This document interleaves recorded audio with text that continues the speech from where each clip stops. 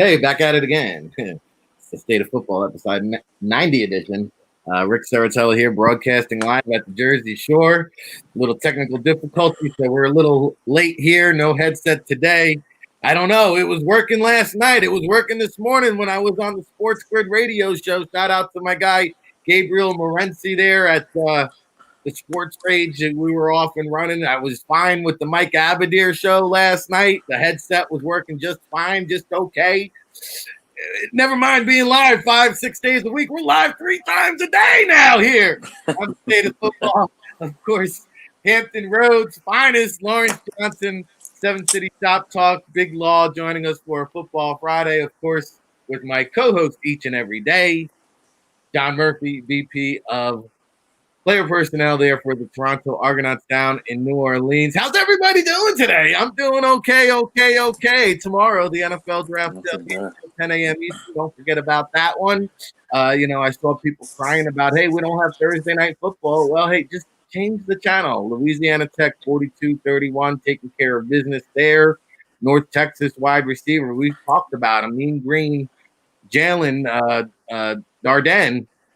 8 catches for $135, a slew of touchdowns trying to keep North Texas in it, but Louisiana Tech there continues to keep winning. Air Force over Utah State last night, taking care of business 35-7, and we're going to break it down for you here, go around the league like we always do. If you're a Football Friday regular, hey, shout out to all our chat room people getting up, waking up in the morning. We see you.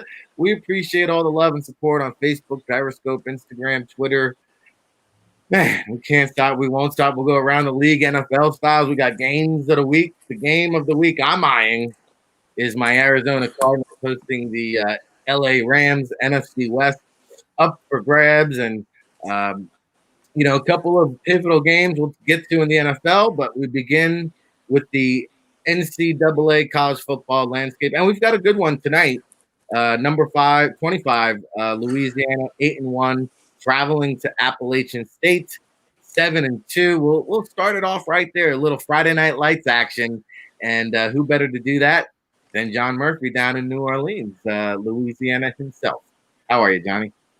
Yeah, so we got Louisiana opening week, and we're happy to see them. And we didn't think that we were going to see as much of them, as we have. But you start putting up an 8-1 record, and you're going to be in some prime opportunities.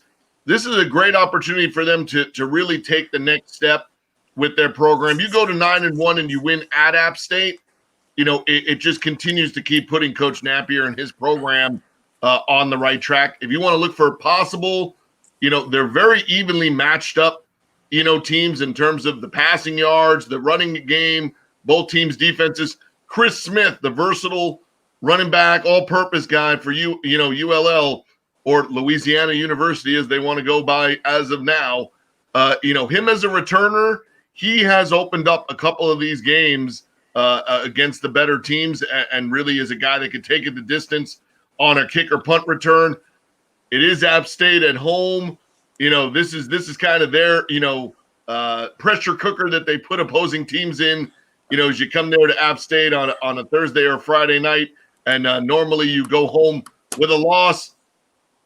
I'm going to say, after what I saw when they played Western Carolina, it's the same kind of up-tempo, style here is what, Louisiana has. They have a couple of playmakers. They can run the ball on you on a number of different ways.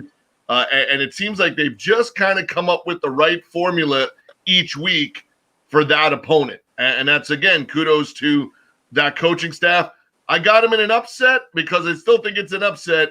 If you go to App State and you win in App State, to me it's an upset. But the athlete portion is on the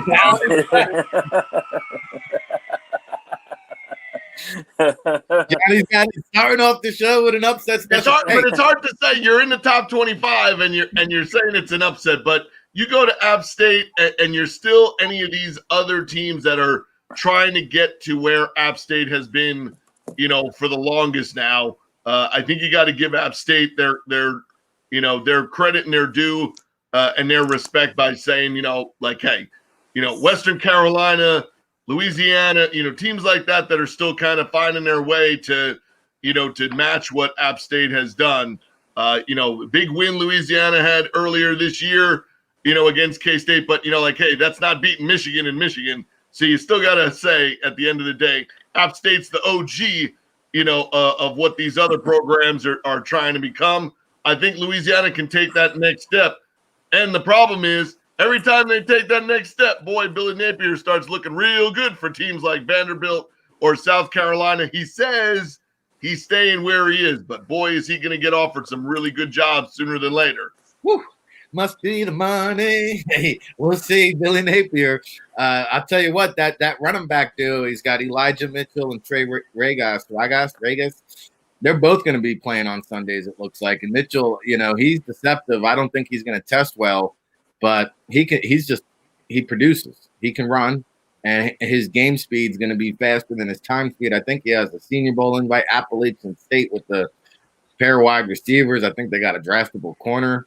So if you like NFL draft prospects, this is a good one here tonight, Friday Night Lights. Some action going on, I believe, on ESPN. All right, let's go over to the Big 12, and you've got the Sooners now trying to save face with their season. John, I'll stick with you. 6-2, 3 coaches out here. Bob Stoops gets the call. They bring him in to help out coach during the week with 3 coaches out due to the COVID. And speaking of coaching, my oh my, how Baylor has fallen, right? It just goes to show you Coach Rule had a lot to do with their success. 2-5 on the season. Oklahoma looking to crack the top 10. What do you got, John? Yeah, you know what? But it's also a very different Baylor program now. This is a totally different direction that Baylor is going. You lose Matt Rule, which no one's going to be prepared for at the college level. But they go opposite of pretty much the norm in the Big 12, and they go for a defensive coach, right? They hire Dave Aranda, finally get him out of a D coordinator chair, and into a head coaching chair.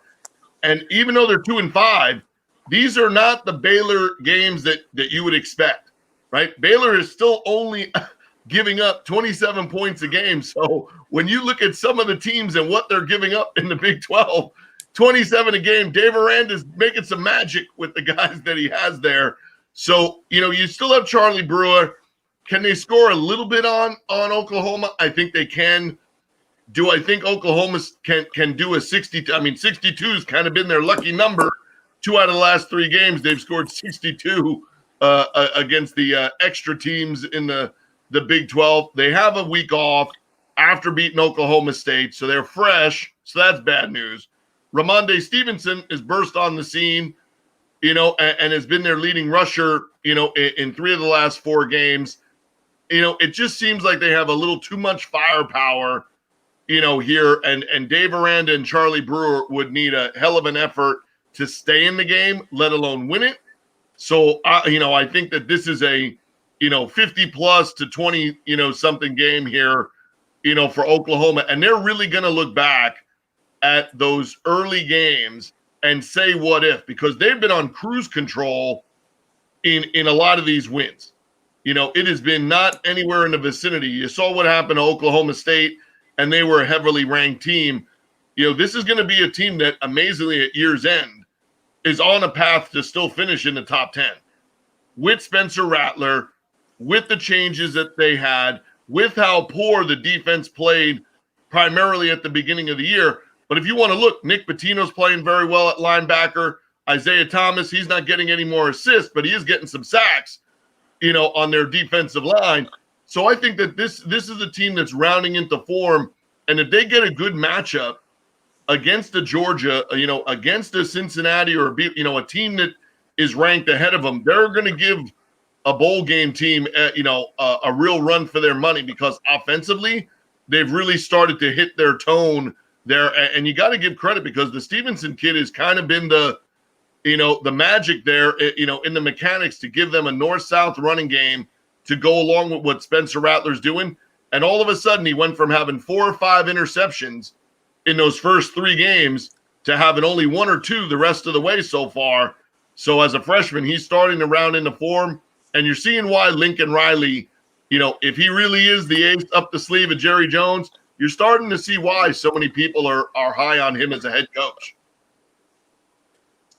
who would have thunk it the way they began the season? So, Oklahoma may be still in play here for one of those New Year's 6 games, which, not a bad position to be in because to your point the other day, it's kind of like getting back the missed training camp or the missed spring ball.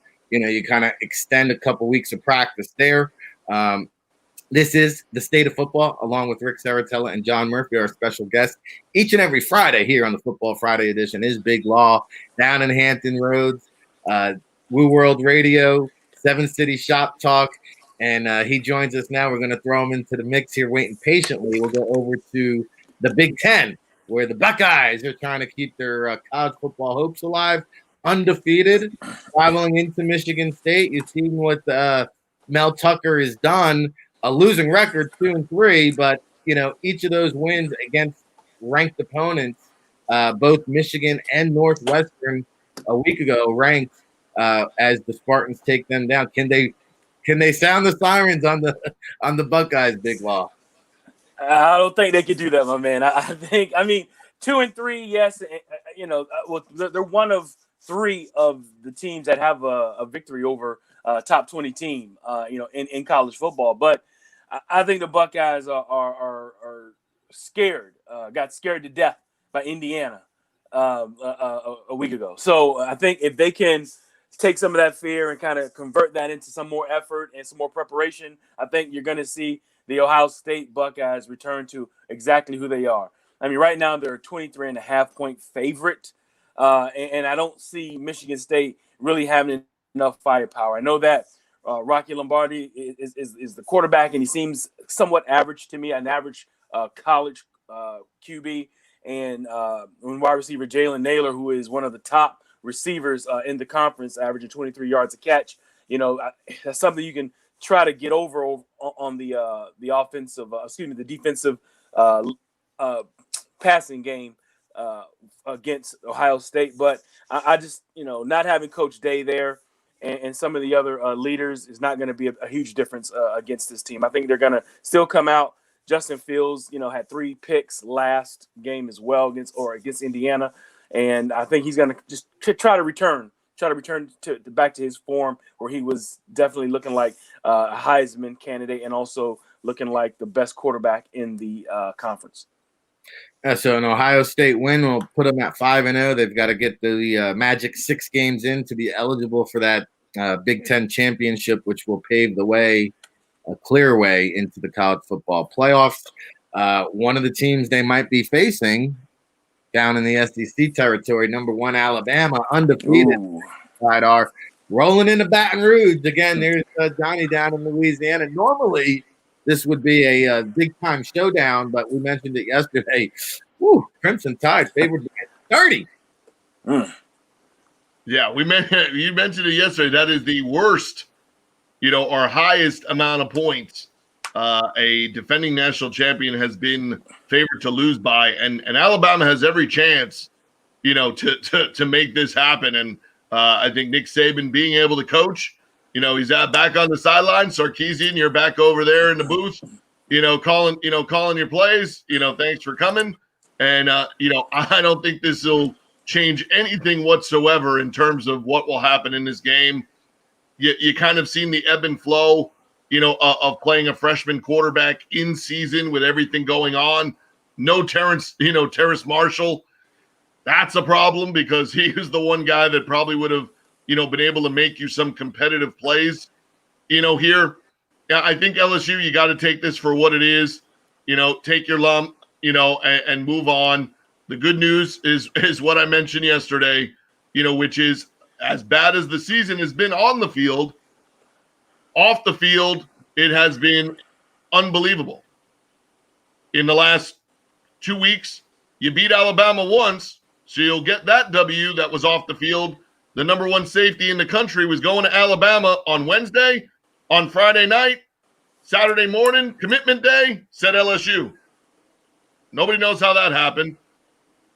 I guess, didn't like so much crimson in his diet. Then they turn around and get the number 5 safety to backdoor commit right on top of him when people thought, oh, well, the first guy's going, the other guy's not going to say yes. And like I mentioned, hey, when you're talking about high school recruiting, boy, that stuff can change every 2 to 3, 4 hours. Mhm. But the number one D end and the number one D tackle are both going to be in, the stands on Saturday night. And what you really liked was the number one D tackle in the country saying, yeah, I'm not worried about what's happening this year. I look at it as an opportunity of what I could come in there and do. That starts sounding like what you want to hear, come commitment day. So if you're an LSU fan, you're not going to get what you want on December 5th. But I give you another date, January 2nd, because January 2nd, you could end up with the number one recruiting class in the country if you end up with 6 5-star players. So you got to take what you get. You started off with the opt-outs. Then you started off with that ridiculous game against Mississippi State, and you're just going to have to realize there's a potential that Louisiana could be ranked. Tulane's got a shot against Memphis, Saturday morning. And you've even seen La Tech, pulling up some victories. Boy, I'm not sure what bowl game LSU'd be going to at 3-5. You can't always get what you want. What you want? What are you going to get on Saturday night? And what are you going to get on Saturday night is about a 56 to something. Whew. Well, you wonder too, like that whole Bo Pelini experiment. Like, where does that go after this season? That'll be interesting. Yeah, I said I hope for his sake he did a rental on the property, not a. Hope he got a lease. Hope he got a lease because you just can't play this way with that many guys on defense. I mean, it's still going to be stunning. Like that's not as stunning as some things we've seen in the past, but you look at the number of guys that over time that are dressing right now that will play in the NFL that are on their defensive roster. I mean, there's just no way. I'm sorry. I don't want him to lose his job, but it's like you can go defensive coordinate somewhere in the NCAA, just not here. Well, hey, I don't feel that bad. He picked up a cool $2 million this season for having the worst defense in the P5 Division I football.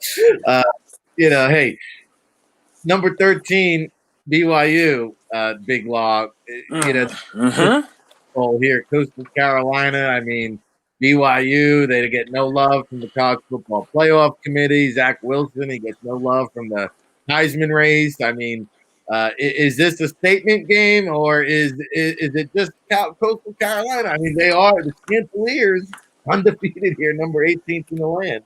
Hey, man, the best fighting chickens are not in Columbia anymore. The best fighting yardbirds are in Coastal Carolina. I would tell you that right now. In that state, as far as that goes, I'm telling you like this. I got to sound the sirens, bro. And I mean, I'm going out on this. I'm going out on this one. I can tell you like this. Yes, Zach Wilson is a Heisman, the best Heisman candidate since Ty Detmer for BYU.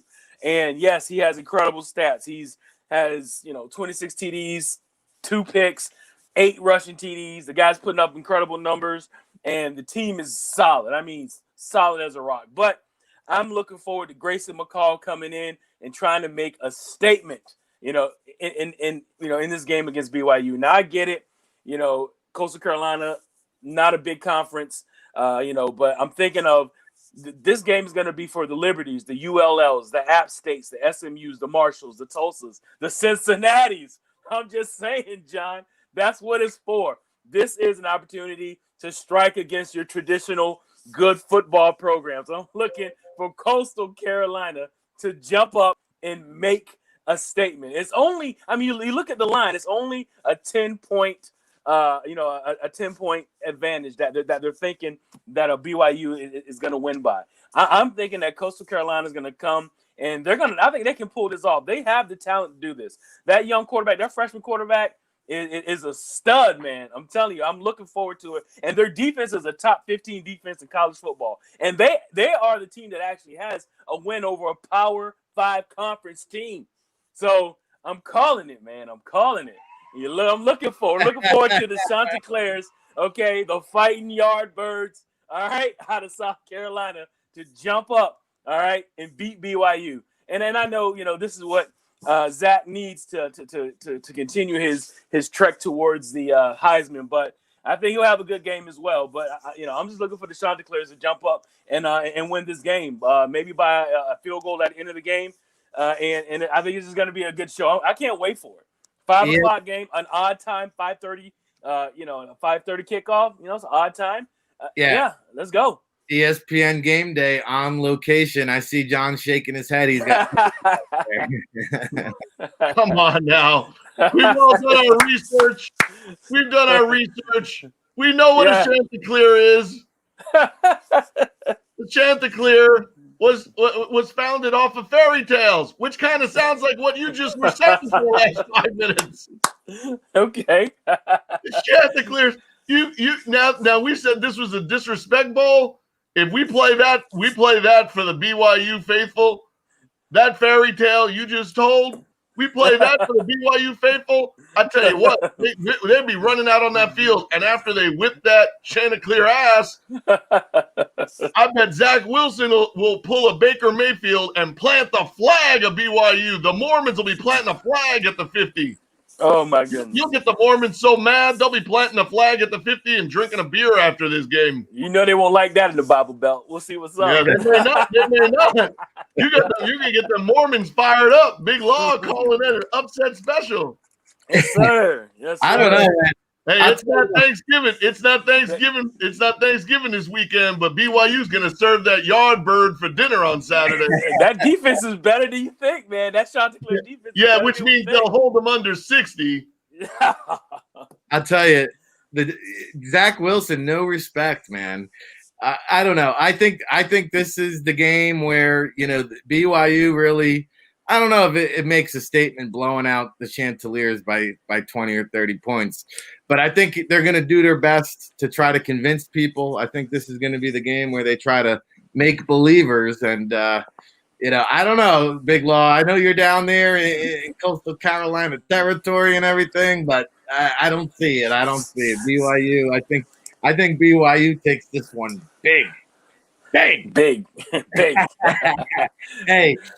It's the state of football here, brought to you by the NFLDraftBible.com. Oh, by the way, tonight, Friday night. Hey, one last thing, because it's kind of funny only, so that's why I want to say it.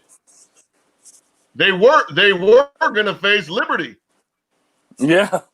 So either way, you were either going to get beat by the Christians or beat by the Mormons. So either way, the Yardbirds were in trouble because you were facing the wrath of the Christians or the wrath of the Mormons. So take out the rod, huh? Yeah, they were blessing that bird this weekend, no matter what. They're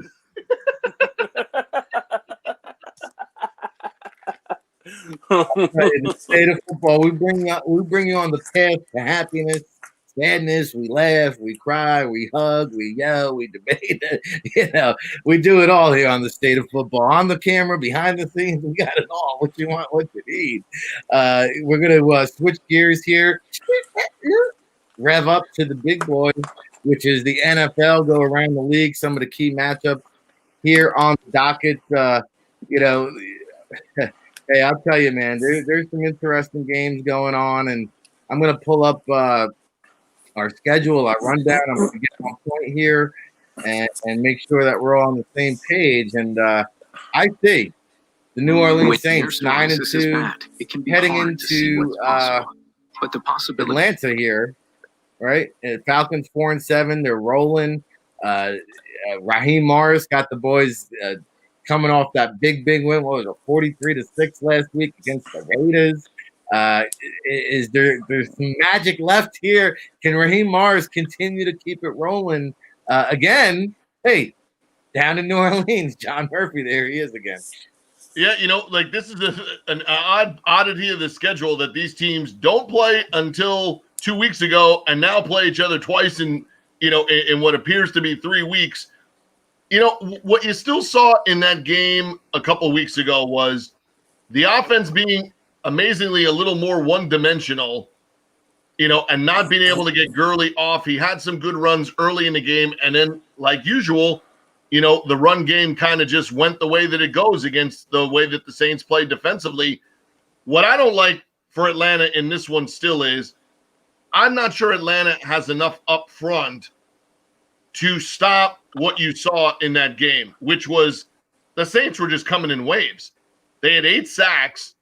Can you figure out that in a short period of time?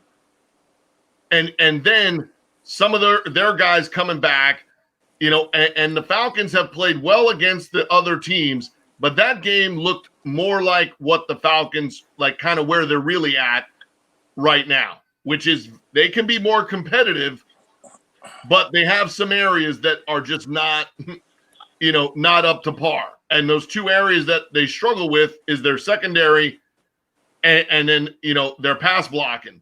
And those are 2 areas that you cannot perform at a high level against the Saints. You're going to struggle. And I think this is now getting Michael Thomas 3 weeks later, which is a struggle. But the one thing the Saints have done is they're manufacturing these games to get victories in them without Drew Brees. But this would be a game where either you got to open up Taysom Hill or we finally see a Jameis sighting, and do some things different, because a second time in 3 weeks, we know one thing: Sean Payton's not going to come out with the same idea that he did at home. Now, these are the games that the Falcons have played better against the Saints in recent years, but you don't have a fully healthy Julio, and Ridley's even playing, banged up. So I think it's a better effort than the 24-9, which was really never kind of in doubt other than early when they scored. I mean, it's hard for me to believe in 2 weeks you figured out how to go from 8 sacks and 12 pressures. That's the hardest part, because I think this is an upset. This is, don't be, this isn't, just going to walk through and beat them. But boy, that was just, they had no answer for any of the Saints blitzes.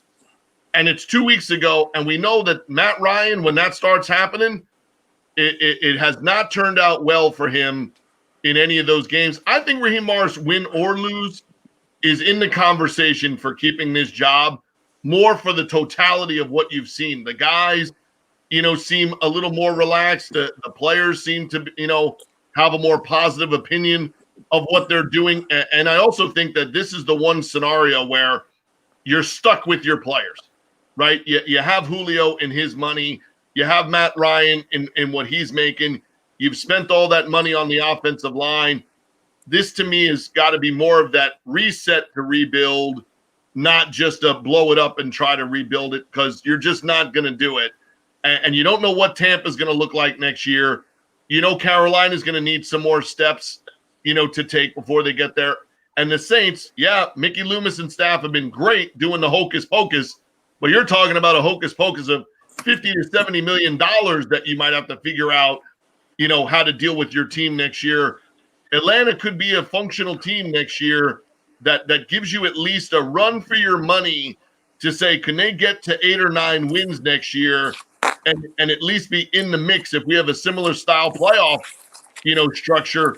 I think Atlanta will be in that mix, between kind of the 8, 9, 10 seed next year. They have a real possibility to bounce back with the right GM, and if you kind of stayed all status quo.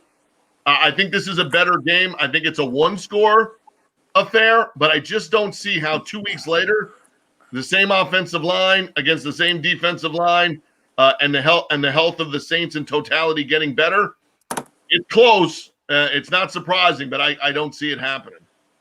Yeah, I think it is going to be close. It could go down to one of those last possessions. And I got news for you. I mean, what the Falcons weren't they like 0-6? Now they're 4-7. Hey, they might win 8 games this year. It's possible. And I'll tell you what, Drew Brees, he's gone. He's got the TV contract waiting for him.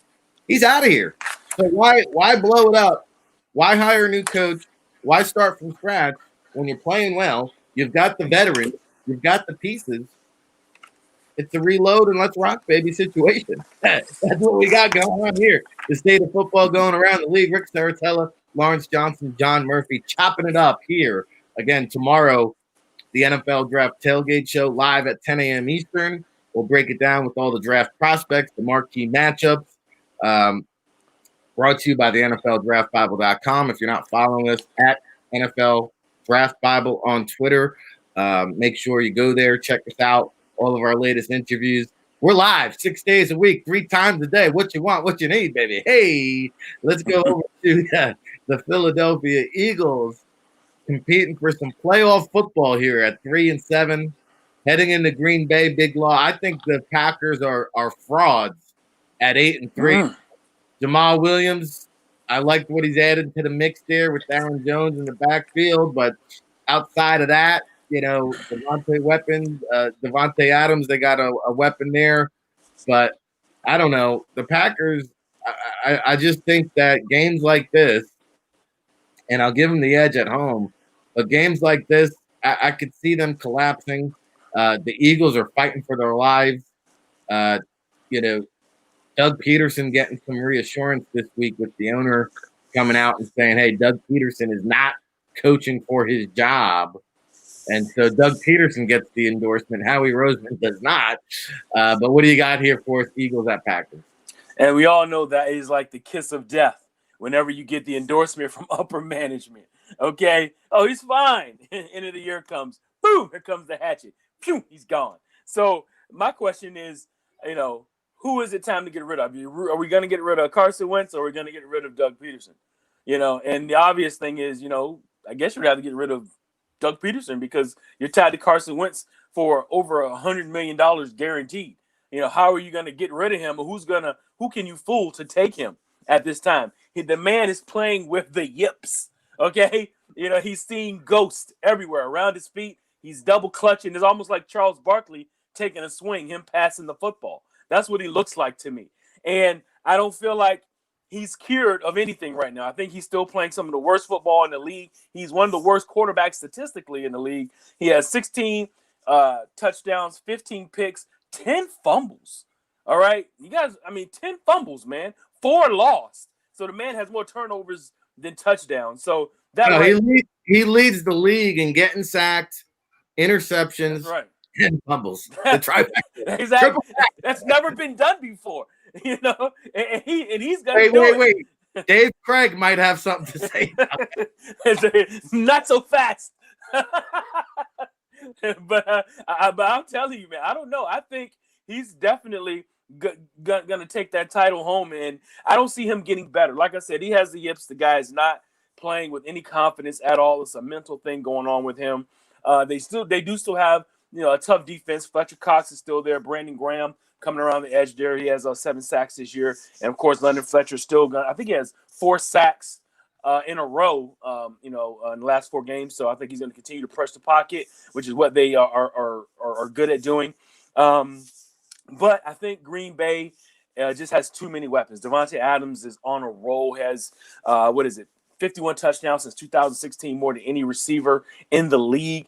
Also, his year right now, 908 yards, 11 touchdowns, 74 catches. He's on his way to another, 1,200 receiving yard, 15 touchdown kind of a year, approaching 100 receptions. So, I'm thinking that it's and then the advent of having somewhat of a run game to help even out that attack. And Aaron Rodgers always is going to play well at home, but I just don't see Philadelphia coming in and changing anything. They're like in kind of like the best position that you want to be in. You can either win, which is very rare. You could win the division or get a top 5 pick.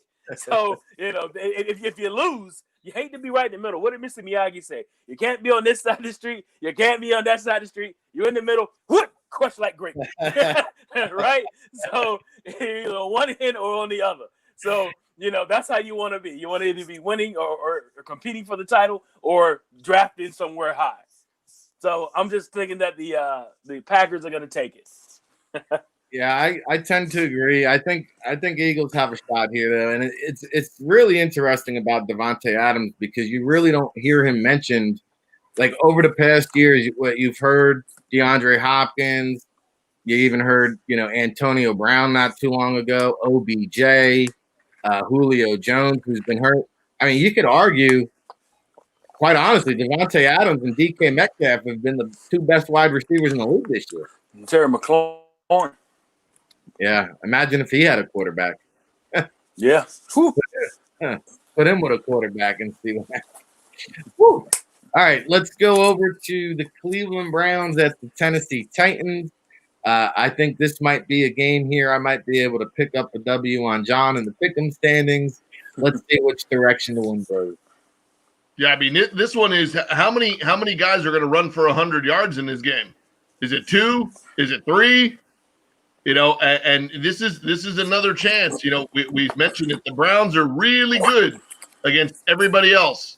They haven't been good against the Ravens or the Steelers. And here's another matchup of a team that does a lot of the same things well that the Ravens and the Steelers do. They're playing good enough defense, you know, for Mike Vrabel. They're running the ball, and then Tannehill has pretty much perfected the play action part of this offense. You know, and it's A.J. Brown, and then it's Corey Davis, it's Jonnu Smith. You know, it really boils down to a couple of things. Who can make some plays? If they're all keen on the run, who makes some plays either at your pass rush or a big play down the field? And then who will survive in the second half of that game if you got Derrick Henry going at you on one side and you got Chubb and Hunt coming at you on the other side? You know, to me, the difference maker in this is that Tannehill has been the safer of the two quarterbacks in terms of protecting the ball. And if you get after either one of these teams, then is going to have to get after each other or try to make a play down the field. I could see Mayfield, you know, being again, you know, unfortunately the GOAT in this scenario. So it's closer, you know, but no cigar. But, you know, Browns closer than they have been in some of these games. Yes. Finishing the deal. No. 8-4 still gets you in the playoffs. You're still got your wild card spot. But I think after what you saw last week, you know, that was sort of the Titans' tilting point was the Colts. If you would have lost that one, you probably would have come into this one, and it would have given the Browns a better shot. I think where you saw the Titans at last week, they're not back in the top tier, but they're moving toward a better direction to be in that top tier of the second tier AFC teams, because a lot of those other ones are now kind of fumbling around each other, you know, and stuff. But I think it's better than what you've seen out of the Pittsburgh and Ravens games. But to me, this is where Mayfield has to stand out, not statistically, but just win the game, right? Do what Tannehill has done, which is pretty much on a weekly basis. Give your team the chance to win. Don't be the reason you make a bad play down the stretch that cost them a game. Because you came out that Ravens game, and it was over in the first quarter. Yeah, and, you know, I was hoping Johnny was going to be a believer in Baker Mayfield and Brownies, so I got the W. But I'll tell you what, and Robin in the chat room is going to be upset with me, but I don't know. I've got Chiefs, Steelers, and Titans. Those are my top three teams in the entire league. Okay? And I don't even see you, NFC. Where are you? Yeah, I'll go with one of the Hall of Fame quarterbacks, Breeze, Wilson, and Brady. Who's playing the best when we get to playoff time? You want to show, you know, McVay? You want to throw him in the mix as a dark horse in the NFC? Those are the only four teams I see with a legit shot. In the AFC, it's Steelers, it's Chiefs. In your order, I think it's Chiefs and Steelers. And then it's the Titans to me because of Derrick Henry. To me, I know the MVP is a quarterback award. Man, I was trying to think back in like the history of the NFL. I can't think of anybody who I've never seen a creature like this. I mean, this guy is just too big, too fast, too nimble. It's really amazing. I was listening to Bart Scott talk about it the other day, like because like Brandon Jacobs was probably the closest. Thing, but he was limited. Like he was good for like 15, maybe 20 carries, right? You know, they had to have the earth, wind, and fire, like, you know, Derek Ward and Ahmad Bradshaw, like give him a breather. Like Henry never comes out. Like he's on it for like 35 carries a game. And by the end of the game, like you literally, like go look at Earl Thomas, I think it was last year. He's just like, hey, ole, ole, ole. Hammer. I'd never seen anything like it though. Like Earl Campbell punished defenders.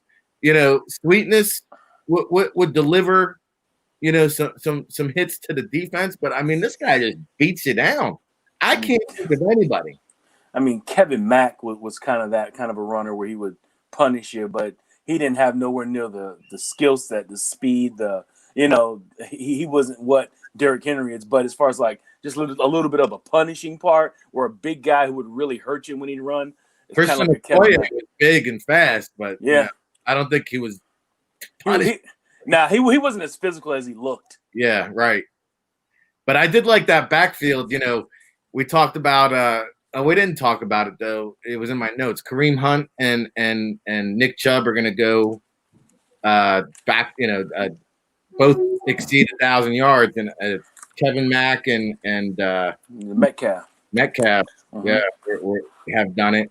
The Panthers tandem did it with Turf Toe Johnny Williams and Stewart. Jonathan Stewart and D'Angelo Williams. Was it Biner or was it Mack? It was It might have been Biner and Mack. Okay, and then Metcalf was in the mix there. I liked the Okoye and Barry Word backfield. Yeah. Steelers, they had Bam Morris and somebody else at some point. But it's interesting, you think of some of these backfields. But I don't know what the point I was trying to make. I guess what I was trying to say, if you wanted to give the MVP award to a non-quarterback, Derrick Henry's the guy, right? Yeah. I mean, this guy is, he's the real beast mode. And I was watching the Marshawn Lynch, Peyton Manning episode. I don't know if you guys saw that, Peyton Places, season 2. The first episode, they got Marshawn on there. So that's worth your time if you guys are interested in that. See, I got you covered. Let's go over to the finale. LA Rams, 7-4 at the Arizona Cardinals, 6-5. Yeah. Is Jared Goff is the surprise Smurf? Jokey Smurf. It's a surprise. Listen, you know what? I'm looking at this game. I'm just, number one, this is the worst scenario or the best scenario, depending on who you are as the team. You're going to play this team at the end of your season 2 times, almost back to back, within 2 or 3 weeks of each other, and you can really bury a team that you're close to in your division right now. And right now, the Rams are starting out with a game lead on the Cardinals, but the Cardinals can quickly turn that around with a 2-point swing, a 2-game swing, and catch up with the Rams and surpass them. Now, will they do it? I'm not sure. You still got to deal with Aaron Donald, who's leading the league with 10 sacks again. You're going to have to deal with Robert Woods and Cooper Kupp, doing a hell of a job, getting open. Jared Goff and Sean McVay scheming up some really good offenses to get these guys open. But, there's just something about Arizona. Whenever you're watching them, they play fast. They got, Budda Baker, who reminds me so much of Bob Sanders. Just that smaller guy he's a bullet, bullet Bob Sanders. He reminds me a lot like him, just a similar skill set, size, and everything. Always on the ball, leading the tackles for the team, for last game. And then you think about Hassan Riddick leads the team in sacks. Isaiah Simmons is starting to come around. So the speed of this defense is starting to get it. Kyler Murray has slowed down a little bit, but he's still very dangerous. DeAndre Hopkins doing his thing, catching as many balls as he does. He has 77 for 967 yards and 4 TDs. I like to see his TDs come up a little bit. But this is the time to solidify yourself. And the division isn't so far off where the Seattle Seahawks can't be caught. So this is some time to make up ground if you're the Cardinals. So I'm going to take the Cardinals. They're coming off of a loss as well. Both these teams are coming off big losses. The Cardinals coming off a 2 loss. They can't go down with 3 losses in a row. They got to come out and they got to beat the Rams. And I think that they can do it. And you mentioned Hassan Reddick, and they got another guy from Temple there, Michael Dogby, who's been getting called up to play first career sack a week ago, I believe. And hey, Arizona now sharing their venue with the 49ers there. But I'm curious to know, John, which way are you swaying here with the Rams and the Cardinals? Well, I think the interesting part here is the matchup part of, can they Rams force the Cardinals to go to somebody not named DeAndre Hopkins? Because if Jalen Ramsey is going to track against Hopkins, and Hopkins has not had some of his best games, in the past couple of weeks. Now that kind of forces the issue there, and we're also going to find out early how healthy is Kyler Murray. If he's a healthy Kyler Murray, then some of the things that the Rams do with the upfield pass rush give the Cardinals a chance for the big play offense that we saw earlier this season. You match that with 5 yards a carry on the ground, and that should give the Rams, defense some trouble. You flip on the other side, this might be, we saw Henderson early, we saw Malcolm Brown. It kind of seems like now the Rams are trying to see if they might catch lightning in the bottle late in the year with Cam Akers, there. So I think this game is all about the health of Kyler Murray. If he is as healthy as he was last week, wow, that's going to be a problem. And that's something that none of us, I think, are going to know until we're watching the game. Kyler Murray healthy, I think they can, kind of right this ship, and then get it back on track, down the stretch. But without knowing his health, and you got somebody on the other side who can be a game changer in terms of Aaron Donald could be a game changer, but Jalen against Hopkins, if you don't have 100% Kyler Murray healthy, I think changes the optic of this game, to where the even part of it just then tilts, to the Rams side. So I'll give you a shot to get your money back, with the Cardinals. And then Monday night, I'm gonna steal some money Monday night though.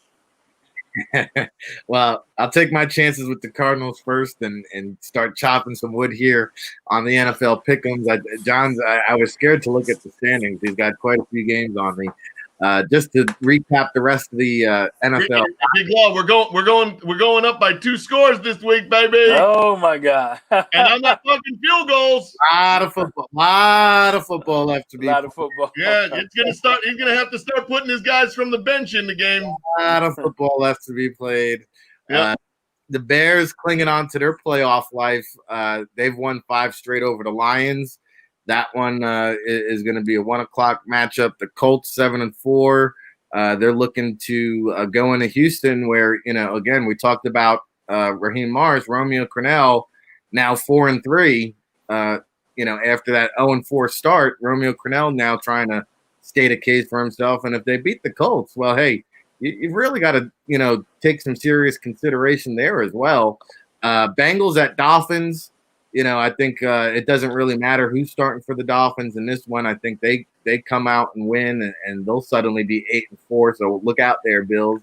Look out there, Ralph and Robin. Jaguars at Vikings again. One of these losing teams is going to make the playoff. You watch, and the Vikings, I think they've got as good a shot as anybody. They're getting hot right now. They've won 4 of the past 5.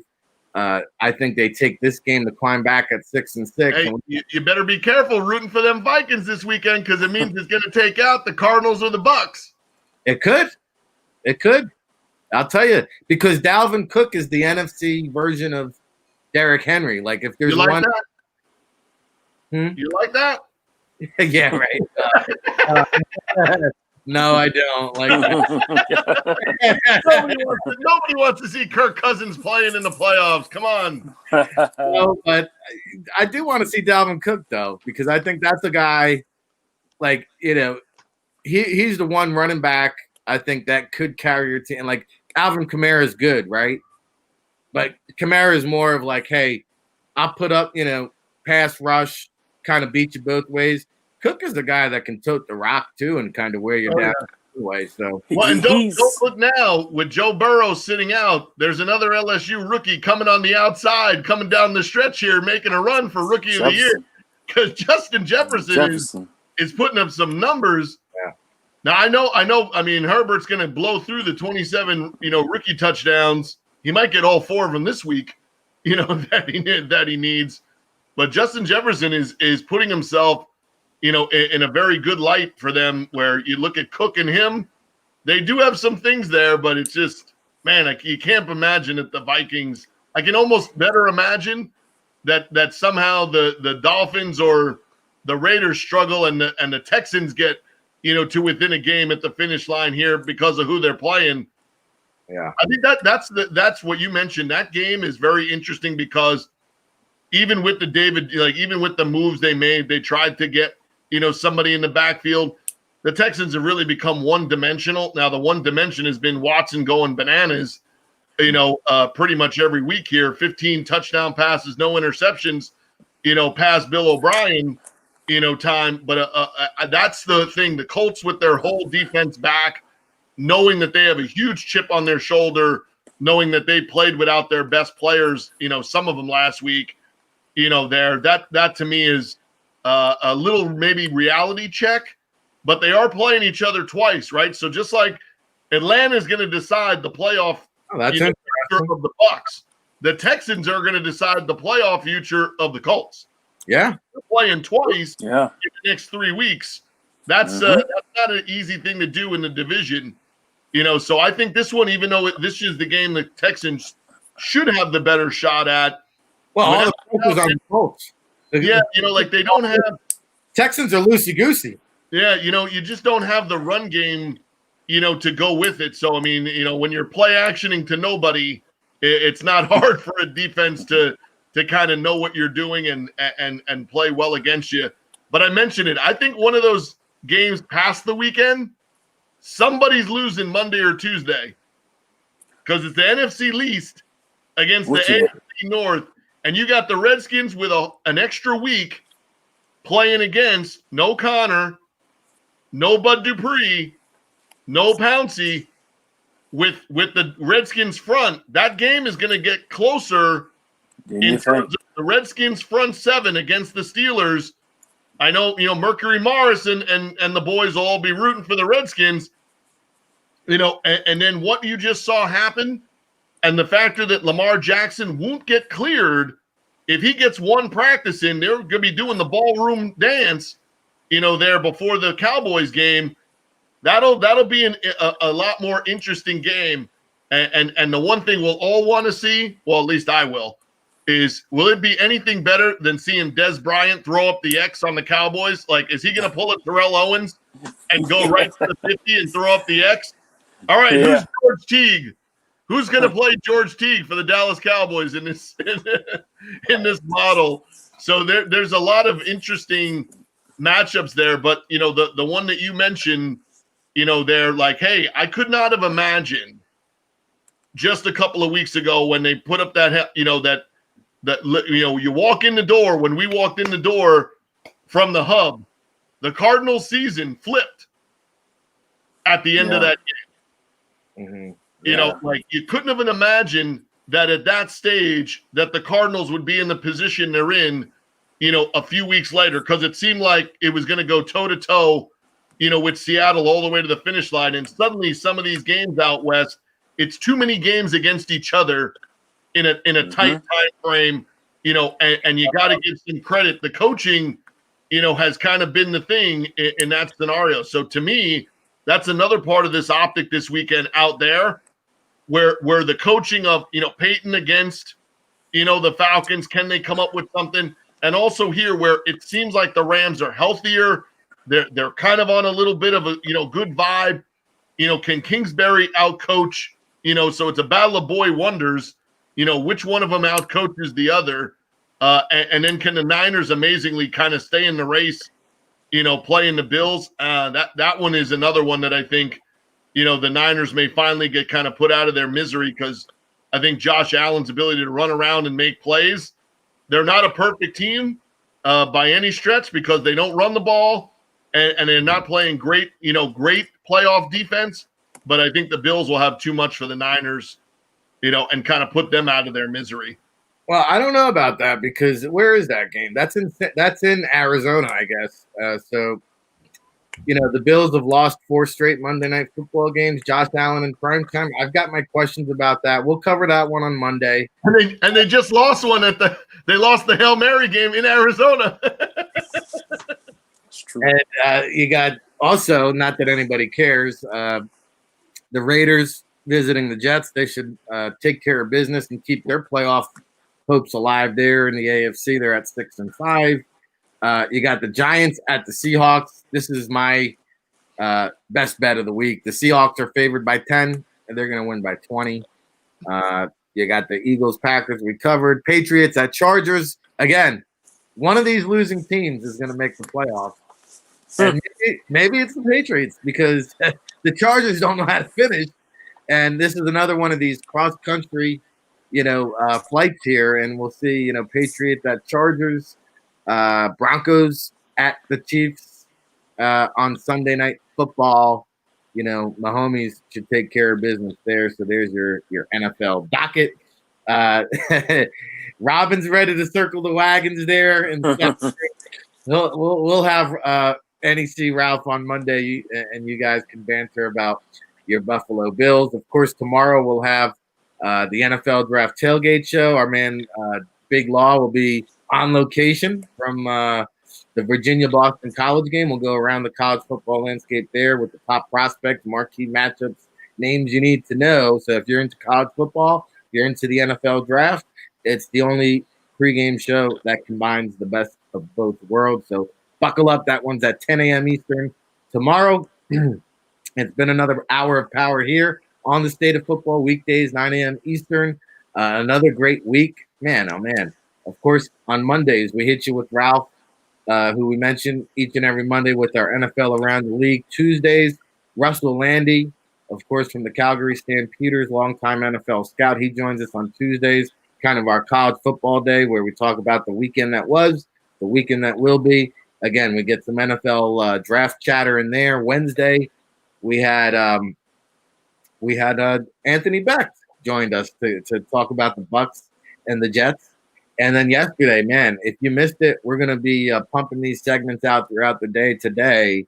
But we had Jeff Benedict, the Dynasty. If you didn't pick up your copy, what a great book detailing the lead up of Belichick and Brady and Kraft. And man, there's so many good stories and details in that book. We also had Dan Vandernat with the latest on the NFLPA Collegiate Bowl. Neil Stratton from Inside the League hit us with the latest front office rumblings, and there'll be more of those coming down the wire. So Thursdays could get interesting with Neil as we discuss, the front office shakeups, who's moving, who's shaking, who's rumored to be. And then today, of course, Big Law, Lawrence Johnson, Seven Cities, Chop Talk, Woo World Radio, Hampton Roads in the house with us here for our Football Friday edition. Woo! What a week. What a week. Yeah, 90th episode. Thank you, everybody, for tuning in on the regular each and every day. This show continues to grow. It continues to amaze me, and it continues to educate me. The people that we have on this show, obviously much more smarter than I am, but I feel like, I'm just becoming a wizard now with all the wisdom that I'm gaining. And so, again, each and every day with John Murphy, Fridays with Big Law, Lawrence Johnson. What do you want to say for the people here parting shots today? Check me out tomorrow morning for the tailgate show. Get your hot dogs and your ribeyes ready. We're going to have a good time tomorrow morning and cover that. I will be on location, like you said, covering the UVA and BC game. I want to see what's going to happen up there. They're allowing us to get in the press box. So that's a really cool. We finally get back on track a little bit. But yeah. See that. Yeah, absolutely, man. Absolutely. Basketball as well. They're working on that too. But download the app, the Woo Radio app. You can get us. I'm on 6 to 7 today. Check me out. We do a little bit of a pre-recording on that. But just thank you, man. Looking forward to continue to grow with you and just having fun with it, man. Let's keep rocking.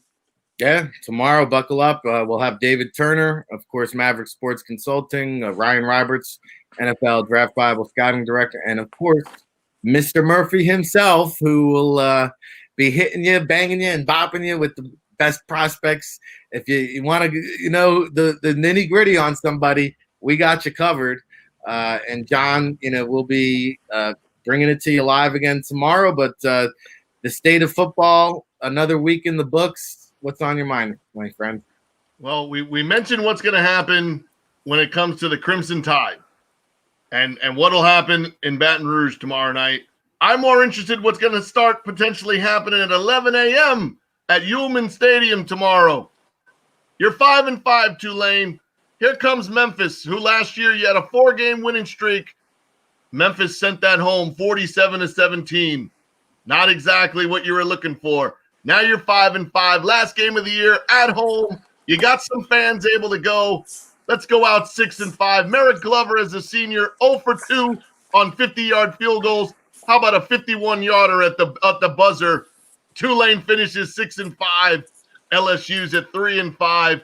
Couldn't be a better afternoon if you're the Tulane Green Wave tomorrow afternoon at home. Finish it up, seniors. You got a chance to go 6-5. It's just Memphis. It's just Memphis. Whoa. It's only Memphis.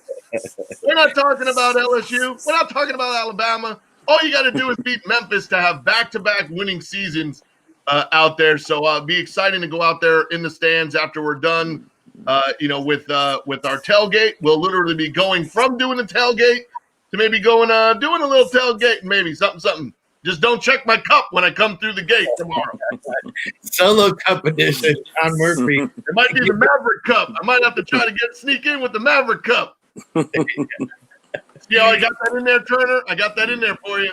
We got love. We got love for David, who's probably watching with his ankle up in the air somewhere. We hope he saw the doctor. We start the morning off as good as we can with clickbait mock draft. Ryan Roberts. Well, we will have another mock draft soon on the NFLDraftBible.com, so stay tuned for that. Of course, Ryan had his mailbag part 1 yesterday. He got overwhelmed. We're going to break it down. He got 14 questions this week on the Twitterverse, so he's going to do a part 2 edition later on today. Before we go, I just want to make sure this afternoon, Big Law, we need to get a video of you out in the yard like Rocky. Show us your stance clear. Go catch that yard bird in the backyard for us. You better get back there because you're trying to clear bird on the ground. You're gonna crap thunder. I think Big Law trying to capture a chicken in the backyard is gonna be like Chanticleers trying to capture Zach Wilson. Yeah, man. Hey, I gotta go somewhere with it. I gotta put an upset up there sometime in the week. So many happen. We'll be sounding the sirens tomorrow. Make sure you tune in there, and we appreciate everybody who tunes in each and every day. We'll see you tomorrow on the Tailgate Show. And Big Law was asking for that Ric Flair woo, so you got it, baby. Woo! Woo!